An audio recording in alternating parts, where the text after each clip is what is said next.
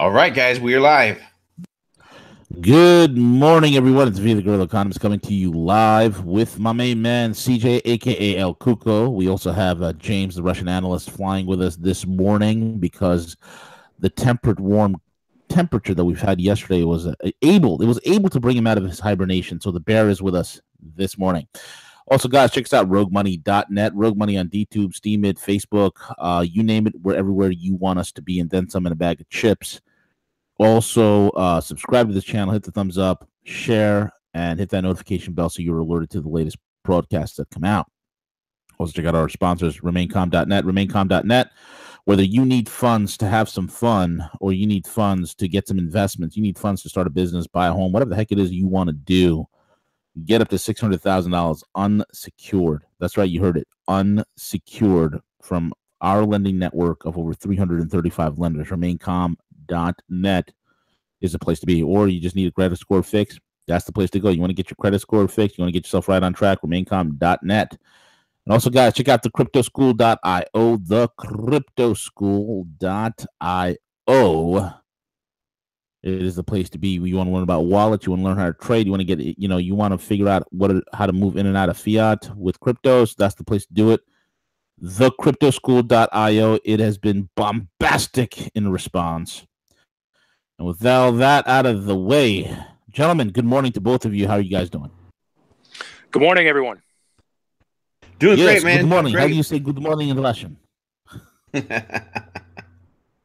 muted himself. Yeah, no, morning, doing great, V. Good, doing great. How are you? Good, man. I'm hanging in there. Beautiful day. Great day yesterday, man. The warm temperature was just amazing. Simply amazing. Did you take the red sports car out? No, I took the blue one out.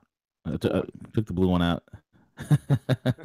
The red is the axe murderer, bro. It's that's like, that's the high nines, low 10 quarter mile, 800 horsepower, 725 to the wheel, neck breaker.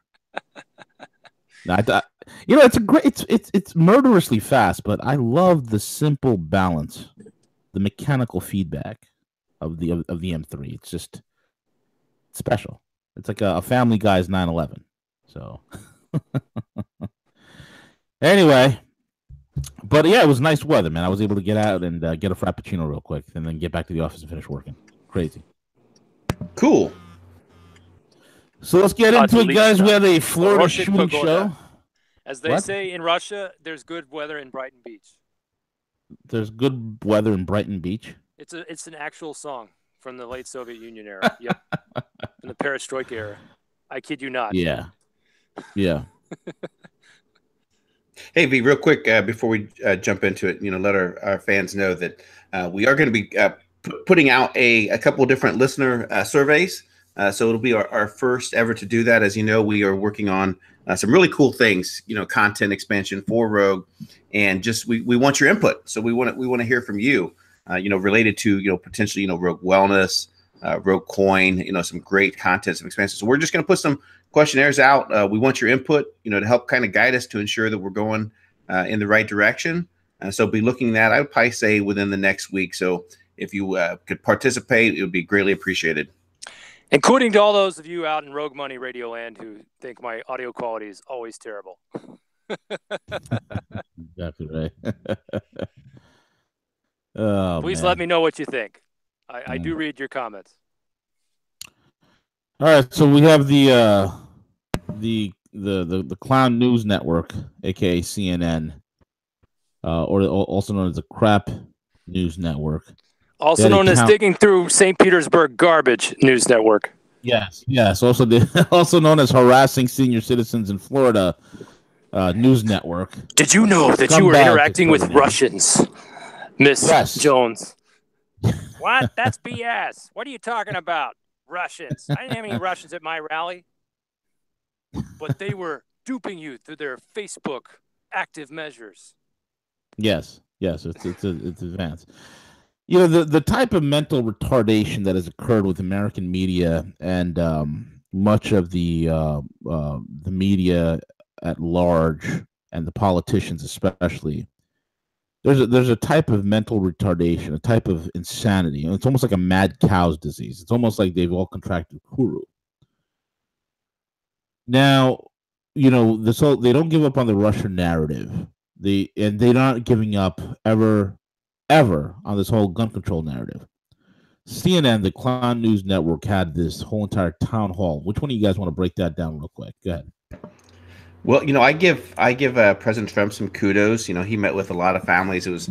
I really hadn't seen anything like that in a long time. I mean, it was probably close to an hour that he met with several families from Florida. He had Vice President Mike Pence was there. Just a really open forum. Potentially, you know, majority of it was definitely, you know, unscripted, which I think was great. You know, talked about some real reform, allowed the kids to provide, you know, some feedback, their thoughts.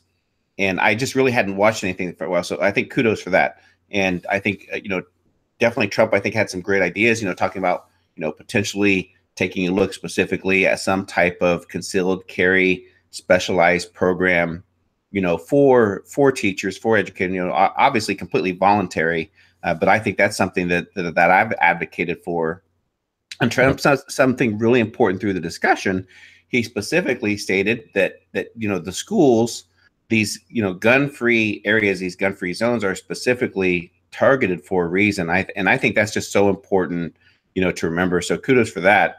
But then last night CNN had this whole, you know, the Florida survivors. It was basically almost like a production. I didn't know whether it was Glee Club. You know, Glee Club takes them out. And again, I'm not. I hate to, you know, make fun of it. Everything. You know, I'm glad. You know, we need to talk about this. It's national discussion. But they made us some, you know, big, you know, just a whole production. You know, they had the whole drama club there from the high school, and, you know, had this song demanding justice, and, you know, all these things. Marco Rubio was there. And for him to go on that platform, I tip my hat to him, because that's you know, going on CNN. Dana Loesch, who's the NRA spokesperson? I always mispronounce her last name. Dana Loesch. Dana Loesch was there, you know, from the NRA. So they fielded questions, and there were some very point blank, but you could definitely tell there was a lot of scripting going on. So this is really, you know, kind of captivated the entire country right now. There's going to be marches, everything that's coming up.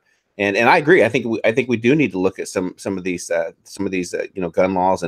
But what I'm primarily concerned with, V, is that in particular, and I think it's something we got to keep talking about, was that, you know, how was Cruz, you know, allowed to purchase this weapon? How was it that the FBI, the local police department, you know, everyone missed this, right? Everyone missed this. I think that needs to be, you know, more of the discussion versus, you know, the gun at this point. How are these incidents continue to be allowed in our schools, and a systematic breakdown of those checks and balances that are in place that are supposed to safeguard us from these events?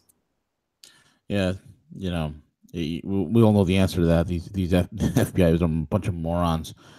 I think the answer is having an armed guard or a former military service member in every school with an M249 saw.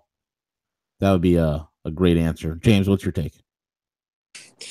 Yeah, I don't know about that, but I'm certainly. I think we gotta. I was joking, of course, about the M249. Yeah, so. I know, but I think we got to let the teachers who want to volunteer to conceal carry. I mean, it's the same thing with the churches in Texas. You know, that after so many shootings several years ago, you know, what drove away the guy who was killing people in the church was, you know, a guy ran and got his gun in his car. I mean, he didn't have it with him in the truck. I mean, on his person when the shooting started.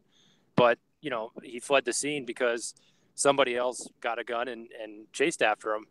And I think in a society like ours, where there's so much mental sickness among particularly young males for various reasons, because our society is failing to create real male role models for a lot of men, young men who are very angry. I think that's really the best you can do to try to prevent these kind of horrible tragedies, or at least avert them when they start. Yeah. Well said. But for me, the real issue is the root of it is mental health and the breakdown. I mean, you know, the guns were always available, you know, in the 50s and 60s. to a lot of people that had access to their parents' firearms that you just didn't see this happening 40, 50 years ago. Right. Exactly. It's not the proliferation of guns, it's the proliferation of psychotropic drugs. That's what this whole entire thing is. And until people start tackling that bullshit, more and more of this stuff is going to keep happening. I just saw an interesting story in the Daily Telegraph, speaking of psychotropic drugs, that said, and I sent it to London Paul because we chat back and forth, and it said that the number of SSRIs prescribed in Great Britain had tripled since 2000. And you think about that, or I don't even know if it was limited to the SSRI category, or if it also included benzodiazepines and some other drugs that have affected people I know. But, when you talk about the drugs used to treat mental health, and the Telegraph story basically saying that they're not prescribed enough, get that they're not prescribed enough, as if you can treat the human brain as, like a lab rat where you just, well, if this drug doesn't work, let's just try another one. And people end up in the ER. I've seen it happen to someone I love, with shivers and unable to sleep for 36 hours straight, something like that. It's just not something that I'm not saying that happens to everybody. By all means, it doesn't. But what I am saying is that, the whole system needs rethinking. I mean, from scratch. Maybe it's better for people. It's better for people to smoke pot and relax than it is to get put on beds. That's what needs to be done. That's exactly what needs to be done. Right, and multifaceted approach. I completely agree. It's time to have some adult conversations about it. Instead of using the amount of emotions that are driven right now around, hey, let's take a look at the guns. It needs to be a multifaceted approach. But listen, a lot of this safeguards, a lot of things that need to take place fall within the community. And how many times have we waited? How many times if we really look at the federal government, how many solutions has the federal government really been involved with or created in the last 25 years? Not many, right? So this needs to be more of a community-based effort. I know here locally within our school district, they've been great with communication of their safeguards, their protocols, what's going on. And that's where we need to stop waiting on our legislature to find solutions for us. It's just simply not going to happen, B. Right. Absolutely. Move forward, gentlemen. I guess, we could talk about something that's good for some mental health here. That'll be cannabis truth, my man. Cannabis truth. How much money is in the U.S. government making by keeping cannabis illegal? Let's talk about that because there's a tie-in over there. Go ahead, Siege. Well, yeah. I mean, when you specifically talk about the regulation that's there with cannabis, it falls back to a lot around the FDA, the CDC, and a lot of these things is the moneymaker with the tie-in with big pharma. So this is a great article that specifically lists how much money is the U.S. government making by keeping cannabis illegal. So Section 280E makes $500 million a year. Section 280E is a portion of the American tax code, and that was introduced in the 1980s. It was designed to close a loophole that enabled narcotic sellers to make claims related to their illegal businesses on their tax returns. Examples include travel costs and scales. Marijuana was affected by 280E because it is a Schedule I drug. As a result, marijuana business cannot write off business expenses, even if it states where it is legal. So therefore, this saves the IRS an estimated $500 million a year because they cannot write off any of those related taxes. James, what's your take? Yeah, I think that's bunk. Don't have a lot to add to that on the cannabis issue, but for sure. Yeah, I think there was a topic we were gonna bring up shortly that was related to the destroyers in the Black Sea. Real quick before we go there, there's a lot more to this conversation. The aspect around the synthetic CBDs, the things that the government is supporting. That's the last thing that we want for the cannabis industry. To me, this is more of like an organic thing that really individuals should be allowed to grow. Usage for medical conditions. And that's one of the things that concerns me. We keep talking about Donald Trump and Reefer Madness, Jeff Sessions. That's one of the things that when you look at candidate Trump, he was out there advocating, saying, yeah, I believe in medical marijuana. I think it needs to be, looked at. And then here in the most recent decision, it appears that because of Jeff Sessions, they placed quite a bit of pressure on Israel to ban their cannabis exports. Cannabis is one of the leading countries in clinical studies, clinical trials, certain strains of cannabis that have been known to really be more effective than medicine itself. And they had planned on allowing exports, of their cannabis plants to countries. Well, apparently under pressure of the administration and Jeff Sessions, a call was made to Netanyahu to specifically squash this idea. And this was after it was already in place. So this is known fact, researched it. So when I see things like that, and I'm like, okay, wait a minute. And I know Roger Stone's a huge advocate for this industry as well. Just reason for caution, reason for concern that look, come 2020, Jeff Sessions is still in place. It's going to be really hard for me to bite that pill and look the other way. Yeah, I mean, the thing is, this freaking idiot of a little garden gnome that Jeff Sessions is, okay? The garden gnome that is known as Jeff Sessions. This guy won't even look into Hillary Clinton's garbage, right? Won't even look into anything that Hillary's doing. But he has time for, what does he have time for these days? Civil asset forfeiture and cannabis. I mean, all of the progress that is unraveling this corruption and misuse of gross abuse of intelligence resources, it's all coming from Congress, for the senator and Grassley and Representative Nunez. It's not coming from Sessions' office. No. I mean, he's just sitting there basically saying, well, yeah, we better look into this, I guess. And then when the memo was coming out, he was advocating against that memo coming out. Well, he certainly was allowing all the people working under him to just basically try to completely undermine it and say it's going to be horrible for national security, blah, blah, blah, which is a complete joke. And at a certain point, you're the boss. You got to lay down the law and tell your people, hey, you may be a career civil servant, but this is the position of this department, and I'm the head of this department. Right. Exactly. You don't like it, you can resign or quit or get fired like Sally Yates. Yeah. Absolutely right, man. Absolutely right. So, anyway. Next story, Siege. What else we got? I know you guys were talking about some destroyers in the Black Sea, right? They want to normalize. Yeah, I'll bring that up. Yeah, go for it.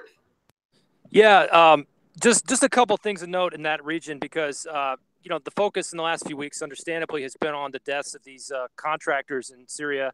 I dismissed it as fake news when I first saw it that, I didn't think any regular Russian forces were involved, but I thought, okay, this death toll among these so-called Wagner private military contractors, Wagner, the firm itself, doesn't really exist. But it is clear that there are soldiers of fortune who work alongside the Russian military or who go to places where the Russian military actually isn't, for the most part, like the Donbass. So they do exist, but they are it's been in a gray shadow world because the Duma is talking about finally regulating them formally under the law, because technically fighting as a mercenary under Russian law is illegal. But the thing is that they've confirmed about 8 combat deaths now, or maybe 9, according to the story I put up on Rogue Money this morning. And while that's been going on in Syria, and Putin's been taking some heat from the so-called sixth column, or the Hooray Patriots, as some others derisively call them. The people are always like, hey, Putin's got to just, do something crazy. He's got to shoot down an American plane. He's got to show the Americans we're tough. We won't take it. Well, while that's been going on, there's been some other shenanigans in the Black Sea region because, the Ukraine project has not gone well for the neocons. It's turned into a real economic debacle. Yeah, the Ukrainian army is still in sad sack shape. I think there was even a New York Times story in this last week about how corruption has really crippled them in terms of, being able to do anything in Donbass besides take a few trenches and get a bunch of guys killed. They're not really able to do much more than that because, A, they don't want, it's not worth it for the guys in the front lines. Their morale's low. And B, they're afraid if they did actually succeed and break through, the Russian army would come across and drop the hammer on them. But in any case, what's been going on in the Black Sea region, you've got the Romanians are receiving this multi-billion-dollar piece of equipment called HIMARS, which is a long-range multiple launch rocket system. Yeah. And what the hell the Romanian army needs that system for? I don't know. Russia's not going to invade Romania. I don't know who would. Maybe Turkey, for old time's sake. So that they can fight some Sultan Mehmet division attacking the Vladimir Impaler division. I don't know. Maybe. Yeah, but in any case, they got this HIMARS system, which is a big boon for the military-industrial complex. Like most of what NATO is about these days is just trying to force weapon systems on these countries that really can't afford them. I mean, Poland can barely afford all the weapons they're buying, Patriot missiles, which won't work in any case. But in an actual shooting war, you gotta love the military-industrial complex. Shooting down these old Scud missiles, they're not going to do crap against a Mach 7 corkscrewing 35 Gs or 50 Gs Iskander missile coming in. Good luck with that. But the point being, the HIMARS system, there's really only one plausible military use for it by the Romanian army, and that is an attack on this little exclave called Transnistria, which most people have never heard of, also known as Pridnestrovye. It's basically where the border of Moldova and meets with near Romania. And this is a historical region that had a large Romanian population ethnically, but was resettled with Ukrainians and Russians in the 19th century when the Russian Empire took it. And the wars, one of the many wars with the Turks, just like when they, a few decades after they took Crimea. So basically, it's an ethnic mixed bag, and Transnistria is stuck between Moldova and Ukraine. And there's been a lot of restrictions on the border crossing. Basically, most of the population makes their living either by going to work in Russia or through smuggling, because it's this landlocked, screwed up exclave that really has no formal political recognition. And the issue's been kind of a thorn of contention between Moldova and Russia for years, but pretty much since the Soviet Union broke apart. But the bottom line is, we're selling these weapon systems to the Romanians. I don't know if somebody thinks that the Romanian army is going to be interested in attacking Transnistria sometime in the next few years, or with a pincer move with the Ukrainian army. But it's really a provocative thing. And the U.S. Navy is also putting more destroyers in the Black Sea because they have to follow a treaty that's called the Montreux Convention, which dates back to the era right after World War I, which limits the tonnage, I think, and of the size of warships that can pass through the Bosporus, as well as the time that non-Black Sea naval powers can leave their ships in the body of water. Mm-hmm. But the Navy is they're always trying to find a way to skirt around it by setting up these bases in various places along the Black Sea shoreline. And they're putting anti-ballistic missile systems on some of these destroyers, as well as, of course, Tomahawk cruise missiles that could strike targets in Russia very fast. Views these destroyer cruises as kind of a nuisance, just like if Russia sent its Navy into the Gulf of Mexico, or the Strait of Florida, right off Miami. Right off of San Diego, or right off of Newport News, Virginia. The Russians do send spy ships occasionally, but they never send like full warships, and that are actually armed with missiles. So that's why you had the USS Donald Cook incident, which I'm not going to rehash it for everybody. What exactly happened there, where people are in denial that the Russians were able to shut down this destroyer, and people say it's just BS, it's a sea story, it never happened, it's just propaganda. Well, I think something happened, most definitely. Yeah. Even if the full propaganda version is not true, somebody turned that Aegis radar system off on that $1 billion ship, and really twisted the Navy's tail in knots, because what you've seen pretty much since that April 2014 altercation off the coast of Crimea is, we've seen just a huge number of electronic warfare and data gathering flights all around Russia's borders, pretty much up to the Arctic and in Norway and back down to the Med. They're all over the place in the Black Sea and the Pacific, because I think the Navy and the Air Force, they're trying to get the Russians to turn that off switch system back on so that we can try to figure out how the hell to counter it. Mm-hmm. And but I don't think they use it very often, hardly at all. Right. So very that's good the point. long short of it. Like what Mattis was saying the other day, in globalization, no one country could dictate to the other. Yeah, nobody ever asked Mad Dog, hey, General Mattis or Secretary of Defense Mattis, what's the legal basis for the American presence east of the Euphrates in Syria, to stay in Syria? Yeah. Who invited our forces into that country? Mm-hmm. Well, our local Kurdish self-defense partners. Yeah, your local Kurdish partners are going up north to fight your Turks NATO allies. Yeah, and all that's left is a bunch of tribes that you've paid off to switch sides from ISIS, who are hanging around. And if the Syrian army so much as lobs a mortar shell at them, well, we gotta bring in the B-52s. Yeah, that's got to stop before a B-52 gets a Panzer missile up its tailpipe. I mean, seriously, the freaking this is like, oh, we're gonna fly it until probably 2054. The B-52 will be like 152 years old by the time it retires. This is ridiculous. Well, the Russians will probably still be flying their Bear H bombers till about 2030, I'm guessing. Yeah. So it's ridiculous. Anyway, moving along, gentlemen. What do we got going on next, Siege? I just threw up a great article that's posted up on, and I think it's carried over also on roguemoney.net, and that's come from LaRouche Pack in regards to, China telling the West, don't be envious of Belt and Road, join it. And it's something that we've been, talking about, advocating for, several months now, V, and it's just unfortunate that the neocon, the people that are leading this charge, stating that Russia, China, they're aggressors, and we cannot allow them, to continue to dominate this trade, versus coming to the understanding, V, something you've said numerous times, that we're moving to a multipolar world. We can no longer, and really looking at it from this just sole purpose of the United States and our influence, that's just not there.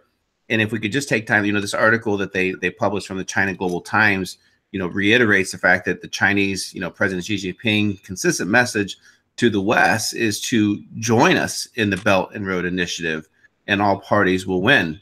The Global Times piece dismisses the endless slanders against China for its role in helping Africa develop the Belt and Road Initiative as, quote unquote, fueled by envy. And it suggests instead that perhaps it is now the time for the Western countries up their games and join in the development of Africa, and implicitly of the whole world.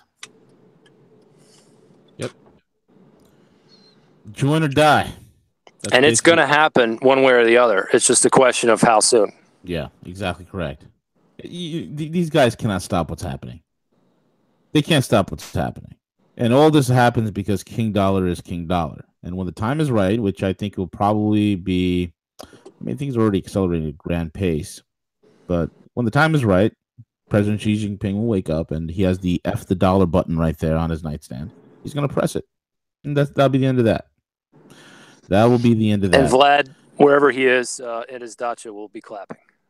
Yes, I'd be clapping.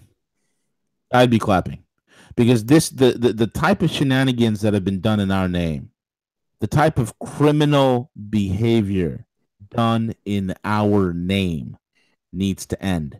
I want that whole system to be flushed down the toilet where it belongs. So I will be clapping. Anyway, well, moving forward, guys. Gentlemen? Just a real... go ahead, James. No, you go ahead, CJ. No, I was just going to say, and I think it's a very important time. We would take a lot of pride of being, solutions-based. And there's a couple topics I think we really need to, share with our audience. And that's this whole blockchain revolution, the decentralized event, the cryptocurrencies. And I know that there's still those people out there that say, hey, I just don't believe it. I just can't support it. I just don't get it. And I understand that. But today I'm just presenting an interesting article that comes from oilprice.com. And the title of the article is Why the Next Oil Boom Will Be Fueled by Blockchain. And it goes on to state the world's most important industry has been carrying on without any significant changes in its day-to-day routine for far too long. But now the new tech on the block has its sights set on the multi-trillion-dollar oil and gas sector. It's official. Blockchain technology has infiltrated big oil. The hype behind blockchain has reached a full-blown frenzy, and for a good reason.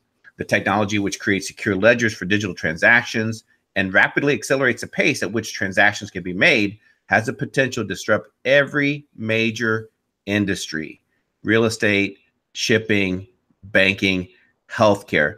So that's something that we've been stating for so long, is that not necessarily looking at the cryptocurrencies just as a potential investment, a utility for tokenization, but the entire tech sector that's behind it. And regarding blockchain, imagine if somebody would have told us 30 years ago that, hey, listen, Apple, Google, these might be companies to invest in, back in those days. Where would we be nowadays? So that's kind of the same mindset you have to look at this as you go into looking at the blockchain sector. Is that even more exciting around the crypto technology or cryptocurrencies is the technology that's backing it.